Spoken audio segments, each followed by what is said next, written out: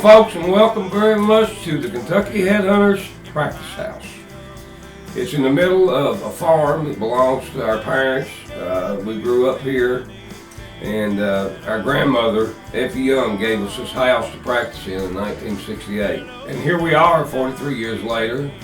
The house is still standing. It's still standing, barely.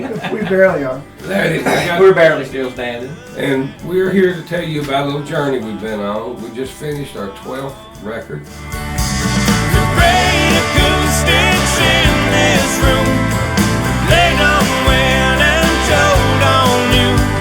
They tell me. Wow. Dixie Lullabies. Pretty much a labor of love, of course, done here at the practice house back in the very cold winter, starting around December 27th. I personally think it's some of our best songwriting, some of our best playing to date.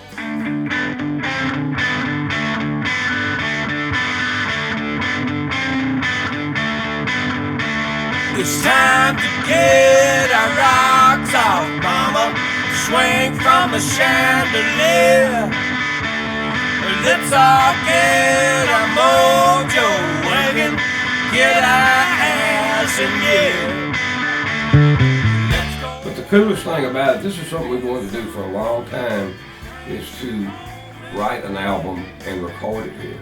Every album that the Headhunters have done has been basically written in this house and rehearsed for the studio.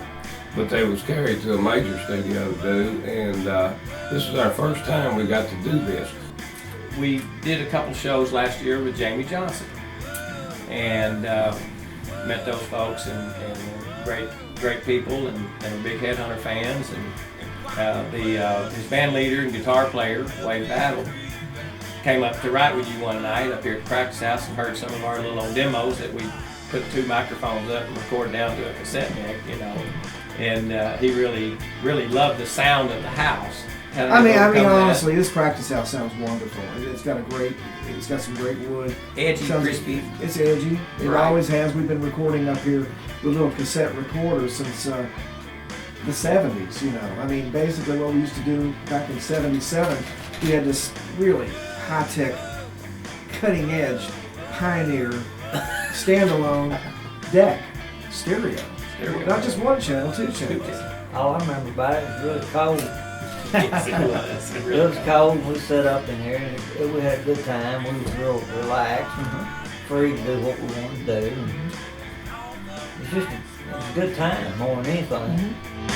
We'll be sipping coffee in jail, down in Greenville.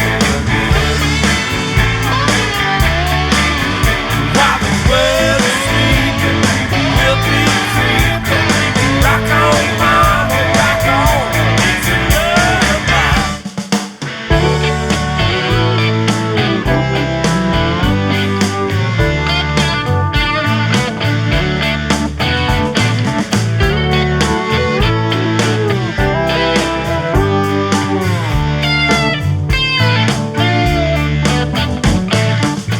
My favorite song is "Tumbling Roses" because it's got a good feel and it's a real song about something deep, and it seems like it's a cornerstone of the record.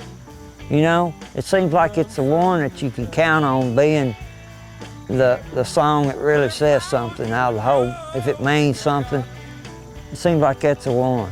You know. Went away. Now that just some faded roses between the pages of your books I've saved. Tumbling Roses, which we wrote with John Fred Young, Richard's son. It's one of my favorite songs ever that we've ever done, period. I'll never forget what you said. Tumbling roses till I'm dead.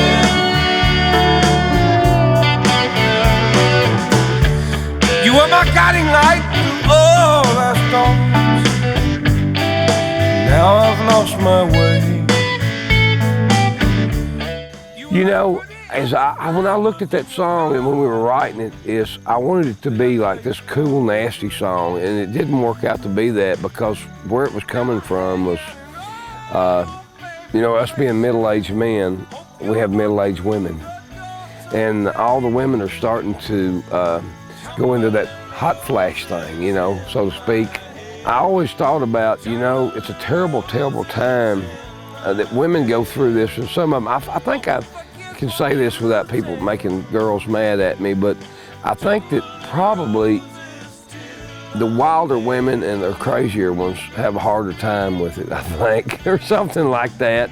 But that song was basically written from the perspective of a man, because it's not about dying necessarily. It's about, you know, you meet this person and you're with them all your life, and all of a sudden they become someone else. They're not that person for a while. I hope they come back someday.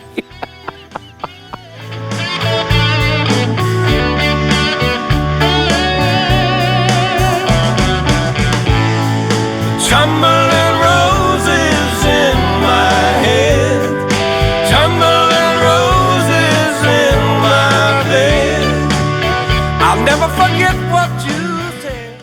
And it's a song called Great Acoustics. It's actually the first single, if you will. It's the first tune that was available on iTunes. We originally wrote it with the intention that maybe a girl would sing it, because it's a girl singing about listening to her guy write a song about a blonde with ruby red lips and long blonde hair. But we never really pitched it, we never really did anything with it, but we always thought it was a great song. But anyway, that's sort of how that song came to be, and it's just another example of you never know, you know, what songs may surface. Even that was 10 years old, so. 'Cause that's just the way things are. Yes, that's just the way things are. There have been a lot of changes in the music over the past few years, and we sense those things coming even before they get here. So a lot of people say, wow, you hadn't put a record out for 8 years. You didn't want us to. It wasn't time. Even our biggest fans. You know, everybody gets enticed and gets involved in looking at things and listening to the types of music that are different. That's human nature. And, you know, we have to pick and choose our times to fit the times to put records out. And, you know, you gotta, every once in a while, you gotta go buy yourself an ice cream sundae. And this is our ice cream sundae. Make a song with ruby lips and long blonde hair.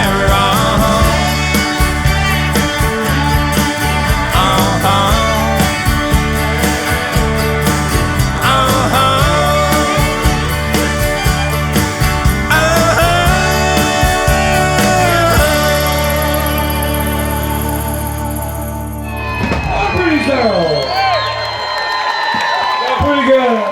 Thank y'all very much. Hillbilly dance.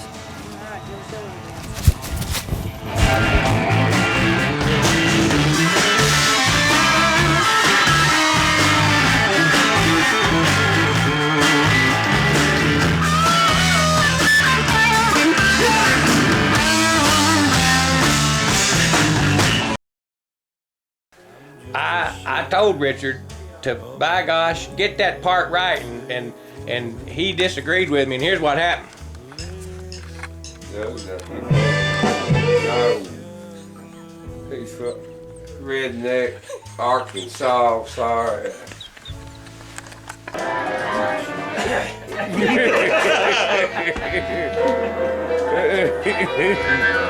Greg got a $350,000 guitar, man. That's a big low fall, really.